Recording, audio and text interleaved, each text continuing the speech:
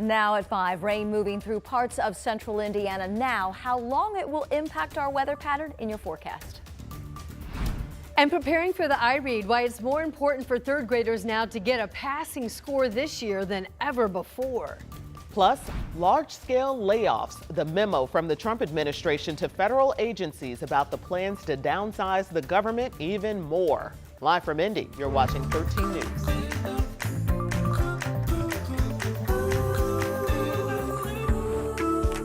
And good evening. We are starting with weather tonight because we're looking at live Doppler 13 radar, and look at this activity to the north.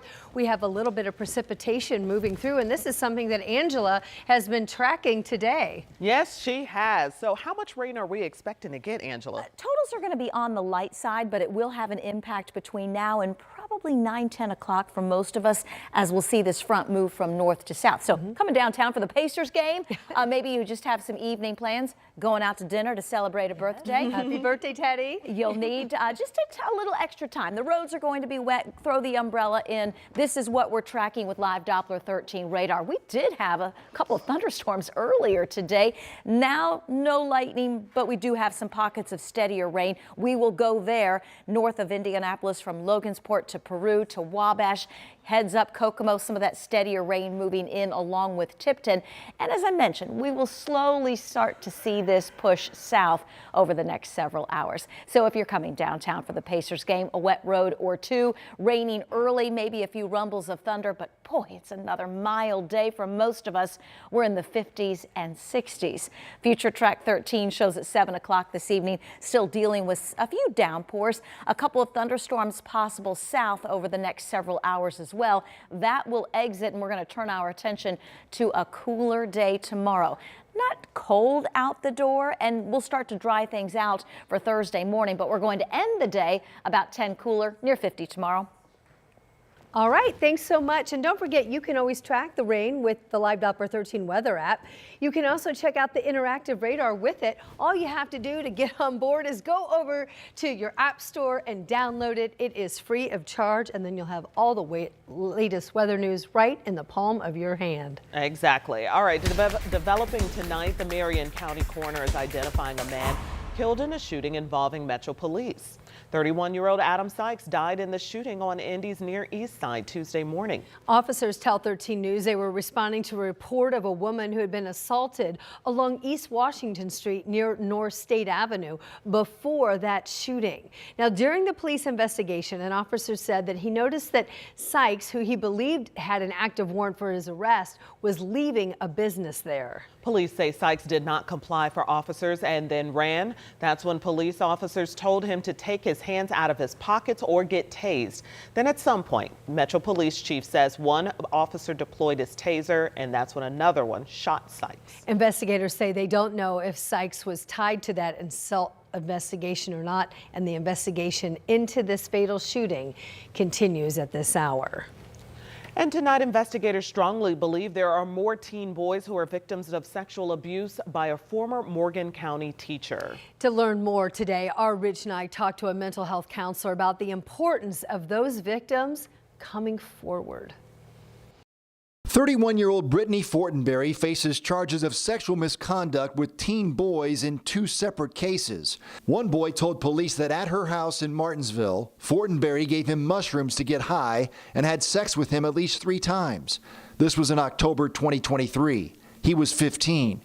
He also said Fortenberry had sex with at least 5, maybe 10 other boys. I know very, very well the devastating and negative effects of child sexual abuse. And so, yes, I would very much encourage all children to understand that it's not their fault and to please tell somebody that they trust. In a completely separate case, Fortenberry is charged with sending inappropriate messages and videos to 2 boys at Eminence High School who served as teaching assistants in her classroom while she briefly worked here at the start of the school year. Those 17 and 18-year-old boys reported Fortenberry to school officials. In Morgan County, Rich Knight, 13 News. Tonight, right here at 6 o'clock, Rich's storytelling continues, and he has more insight from that licensed mental health counselor on how teen boys in particular may respond to sexual abuse by an adult woman. Our coverage continues at 6. In the meantime, tonight, the attorney for an 18-year-old woman who's accused of planning a shooting at Mooresville High School wants her release now on bail. The defense attorney for Trinity Shockley filed a motion to stop her court-ordered psychological evaluations, saying she doesn't need them. Right now, she's being held without bail pending those evaluations, but her attorney says she's competent to stand trial. The Mooresville High School student is now charged with 1 count of conspiracy to commit murder, 2 counts of intimidation, and she's accused of planning a Valentine's Day shooting at school. Tonight, there's a warrant out for the arrest of an Indianapolis woman who's accused of being involved in a deadly hit and run. Officers tell us they are now looking for a woman named Melissa Borreo. She's charged with leaving the scene of an accident resulting in death or catastrophic injury. Investigators believe that she's the one who was behind the wheel of a car that was involved in the death of 66-year-old James Poole. Now, Poole died after that hit and run that occurred back in November. It happened out at Lafayette Road and North Tibbs Avenue. Happening tonight, the United Auto Workers president is expected to give an update on the status of negotiations with Rolls-Royce. Shawn Fain is expected to go live on Facebook at 10 o'clock Eastern tonight. Now, this contract for the 800 Rolls-Royce workers at the manufacturing complex right here in Indianapolis will expire at midnight. And at a rally Tuesday night, which Fain attended, the workers demanded equal pay for equal work and cost of living adjustments and better retirement benefits. The voters are also prepared to strike if necessary. So again, that is live on Facebook tonight. We'll be watching what Fain has to say there, and we'll bring you an update on those words, and also if there's any developments in these contract negotiations as our news continues tonight on the Night Beat on 13 News at 11. Next month, students from all across central Indiana and the entire state are going to start taking a test that is the iRead. And this year, the third graders who do not pass could be held back. Our Karen Campbell visited one school today to speak with teachers about how they're preparing and also how they're encouraging their students. Yeah, well, the goal here, of course, is to make reading fun and interactive, which oftentimes students might not think reading is fun. But the goal, again, of everyone at Circle City Prep Academy is for all of their third graders to pass the iRead assessment. These third graders inside Circle City Prep are excited about learning, and teachers are helping them prepare for the iRead assessment coming up next month. It is a high-stakes test with serious consequences behind it, especially with the recent changes in state legislation. Third grade lead teacher Trev Markowitz is talking about a new state law that went into effect July 1, 2024. If third graders don't pass the iRead assessment after multiple testing opportunities, they'll be held back. We don't want to scare kids. We don't want to, we want to motivate them. The law also requires second graders to take the iRead assessment. Schools must offer summer reading programs for second graders considered at risk on the assessment, as well as third graders who don't pass the test. My kids are competitive. Mom Diamond Barrett has 3 kids at Circle City Prep. I don't know if I can say they love it, but they like winning and knowing that, because I have 2 in the same grade. So it's like, what's your score going to be? What are you aiming for? What goals are you going for? Barrett also has reading challenges with her wife at home. I've also been asked, what's that book about? They see the titles and they're like, what's that book about? What's that book about? And I think that gets them excited. Just knowing that I have specific genres that I like. And more interested in reading books and asking questions. On Wednesday, the Indiana Department of Education provided parents and families information ahead of the testing window on March 3rd through 14th. It offers ways parents can help at home. For example, working on phonics, identifying long and short vowels, and using context clues and text features to determine the meaning of an unknown word. Diamond and Markowitz want all students to succeed. I feel confident about who is ready and who is not, but also I feel confident about our school's plan for the kids who are just not quite there yet.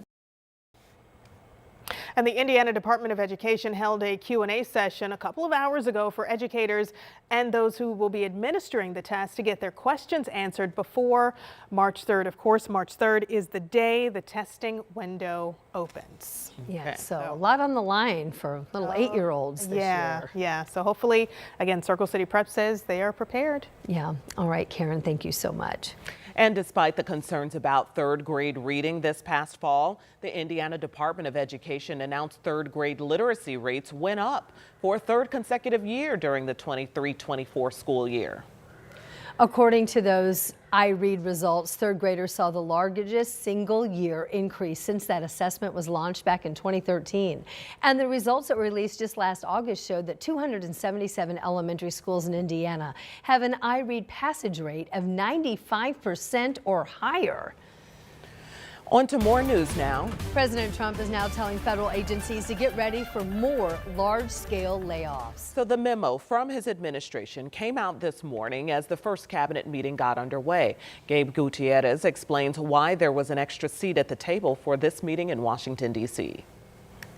This day, the Bible says that your mercy. Praise and prayer. And Father God, we give you the glory and the honor. Kicking off President Trump's first cabinet meeting of his second term. We've put together a great cabinet. Touting the work his team has accomplished and singling out Elon Musk, the billionaire slashing government spending and employees. This country has gotten bloated and fat and disgusting and incompetently run.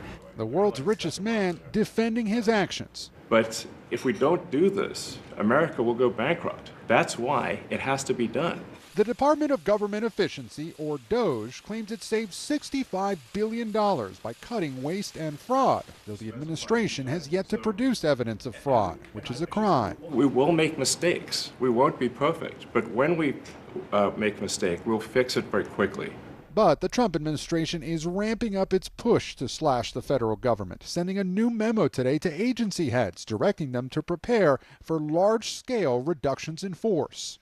Also today, the president downplaying the latest economic numbers that show prices rising and consumer confidence dropping. The inflation is stopping slowly, but part of the reason it's stopping is because of high interest rates and other problems that we inherited. In fact, inflation has been ticking up steadily over the past year, according to the U.S. Bureau of Labor Statistics. Trump also predicting his administration will balance the budget as early as next year, as the House narrowly passed a resolution overnight with no cuts to Social Security.